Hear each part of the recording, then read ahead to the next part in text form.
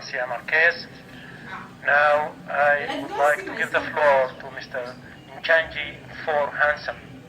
You have the next 5 minutes. Thank you very much. For 56 years since independence, Anglophones have been treated like second-class citizens in Cameroon. The people of former southern Cameroon, once a UN trust territory to Britain, have not ceased to denounce such marginalization, domination, exploitation, which cuts across all domains of life, including appointment in top positions. The educational system is gradually being eroded. The Anglo-Saxon system of education is being assimilated by French system. The common law practice gradually being overshadowed by the civil Napoleonic law. Today, the abolition of the federal system of government in Cameroon in 1972 and subsequent 1984 has brought untold suffering to Anglophone minority. That is why even today they are asking for a strict respect of the Anglo-Saxon system of education. Now, you all know the crisis that has rocked the two English-speaking regions of the country. As the crisis escalated with huge government crackdown, police brutality leading to death of hundreds of persons according to civil society and over 10 according to the government, on peaceful minority Anglophones and government ministers saying there was no Anglophone problem.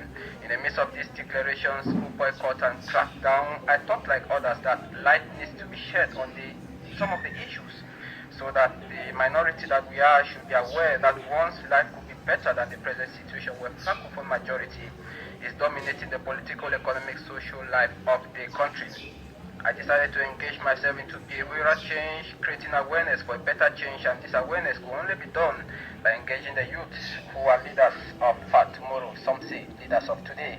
Today there is need to use non-violent means to demand for your rights. War has never been the best option, and I have always advocated for young men not to react violently when the government minister insults them, when majority Francophones see them as terrorists, when Francophone journalists use mean words when describing them and calling on the state to break into houses. Yes, indeed, we used this peaceful method and it worked when about 60 Anglophone youth journalists petitioned the National Communication Council on hate speech perpetrated by Francophone journalists. As minority youth and faced with the present situation and as a media personality, I thought of using the wide audience I have to preach peace, sensitize the people on what the crisis is all about. As human rights journalist and advocate for change, I've had several sensitization meetings with the youth in Boya, Bamenda to let them know their rights and how they can fight for them without taking up arms or being violent about it. We have therefore organized several sensitization campaigns on the usage of social media today to effect change in the society. We've also had a lot of talks with Anglophone leaders, those who were arrested and later released some 8 months ago. It should be noted some are still in jail. As we speak today, this 1st of December, their case yesterday was adjourned to today. But how can the minority youth sensitize the population against hate speech? There have been several obstacles. In Cameroon there is freedom of speech, but freedom after speech is not guaranteed. That is why most Anglophone leaders who stood up against the marginalization were arrested and kept in jail for over 8 months. Some are still in jail. The government of Cameroon launched a crackdown on anyone who talks about Anglophone crisis, especially the minority concerned. You have to declare at the divisional officer for any meeting to take place. Now, my fear is even that me taking part in this conference, my life might also be in danger. So it's an open appeal to the special rapporteur and the chairman that they should ensure my safety as I go back to Cameroon. That will be tomorrow. And we have equally been terrorists. Personally, I who have been involved in the crisis covering it for the minority Anglophones, have been monitored by security forces, and faced with these difficulties, I decided to take actions to social media. And on my website, Cameroon News Agency, we have been trying to educate the Francophone majority that Anglophones don't hate them. Anglophones are against the disrespect of the Anglo-Saxon system of education and the common law system. Internet has been shut down. How can the Anglophone minority equally sensitize the public, especially at the time when we are using social media as a major tool?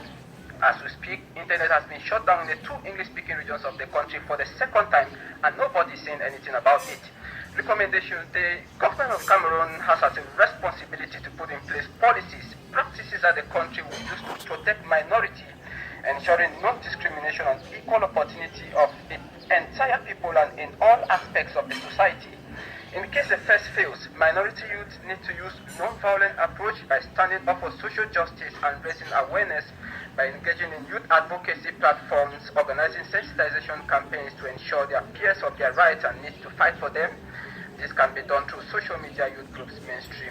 They can advocate for fair representation in government, non-use of verbal abuse on minority Anglophones, equal opportunity in recruitment regardless of language, the use of English in major areas like the military and the public service. At the moment, only French is being used in the military. Minority youth also have as task to vote. They have to stand for their vote. At times, it only needs a political decision to make a change. Voting will send signals to the oppressed and can as well be beneficial in a voting representative, a political figure. But in Cameroon, the voting system, is it credible? Therefore, the international community needs to look into this matter and push the government of Cameroon to respect human rights, respect the rights of Anglophone minority, so that we can live a better life. Thank you. Thank you very much, Mr. Hanson. Now I turn the floor to Professor Packer. May I ask you to kindly moderate this session? For giving me the floor.